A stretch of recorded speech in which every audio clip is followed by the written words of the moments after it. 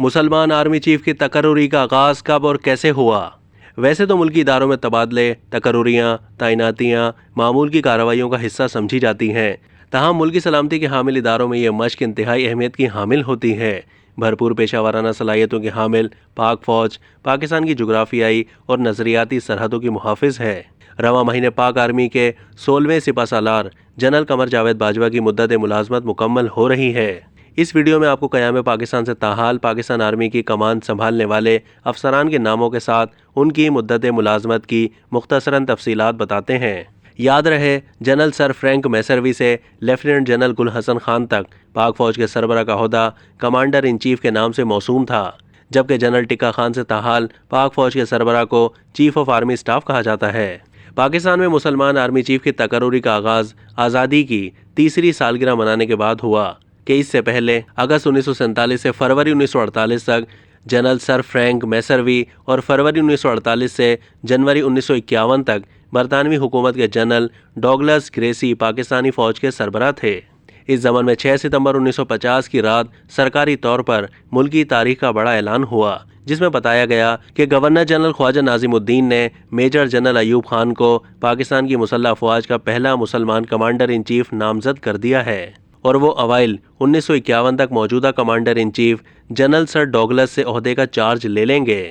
یہ خبر نوزائیدہ آزاد ریاست کے لیے انتہائی اہم اور خوشکن تھی۔ نشریاتی اداروں اور قومی اخبارات میں اس اعلان کو بھرپور کوریج دی گئی۔ یاد رہے، ایوب خان کو دسمبر 1948 میں میجر جنرل کے عہدے پر ترقی دی گئی تھی اور وہ ایسٹ پاکستان ڈویژن کے پہلے کمانڈر مقرر ہوئے تھے، اور جب ان کی نامزدگی کا اعلان ہوا تو اس وقت وہ امپیریل ڈیفنس کالج لندن میں اعلیٰ تعلیم حاصل کر رہے تھے۔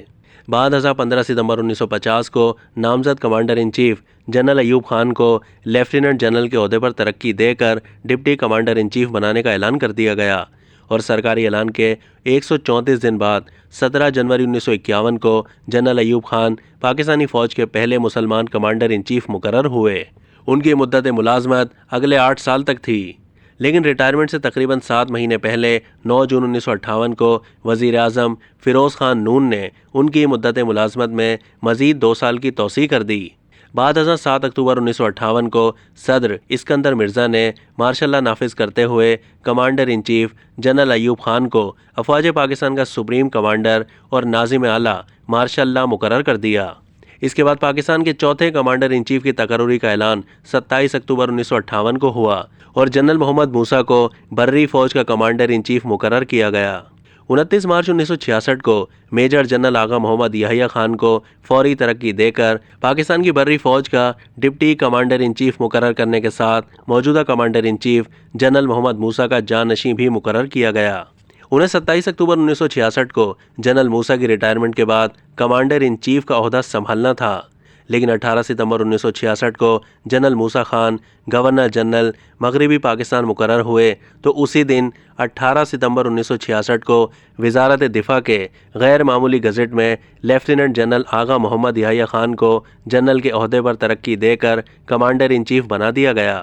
20 دسمبر 1971 کو لیفٹیننٹ جنرل گل حسن کو قائم مقام کمانڈر ان چیف مقرر کیا گیا، اور اس سے پہلے سابق army chief general Agha Muhammad Yahya Khan سمیت 7 افسران فوری ریٹائر کر دیے گئے۔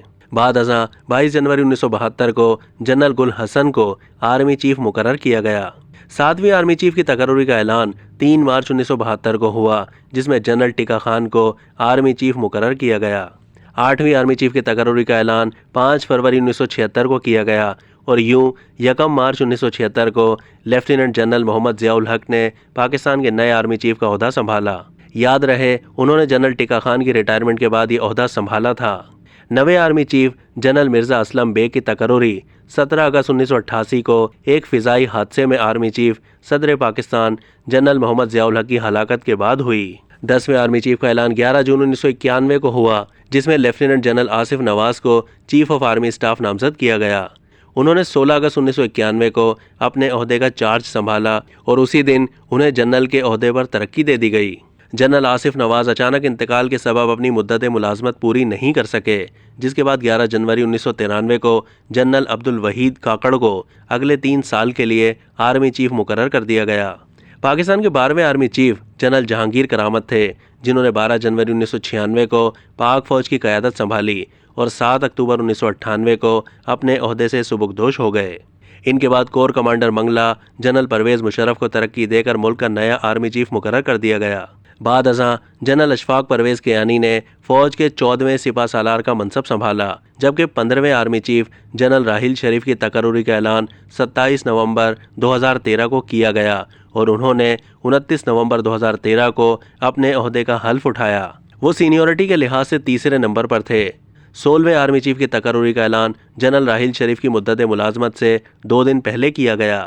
इस तरह 26 नवंबर 2016 को जनरल कमर जावेद बाजवा को अगले 3 साल के लिए पाक फौज का सरबराह मुकर्रर किया गया और 29 नवंबर 2016 को उन्होंने अपने ओहदे का चार्ज संभाल लिया। बाद अज़ां 19 अगस्त 2019 को army chief general Qamar Javed Bajwa की मुद्दत मुलाजमत में 3 साल की तौसी कर दी गई, जिसके बाद अब उनकी मुद्दत मुलाजमत रवां महीने 29 नवंबर को मुकम्मल हो जाएगी। अब तक के लिए इतना ही। मज़ीद मालूमात के लिए डेली जंग के यूट्यूब चैनल को सब्सक्राइब कीजिए।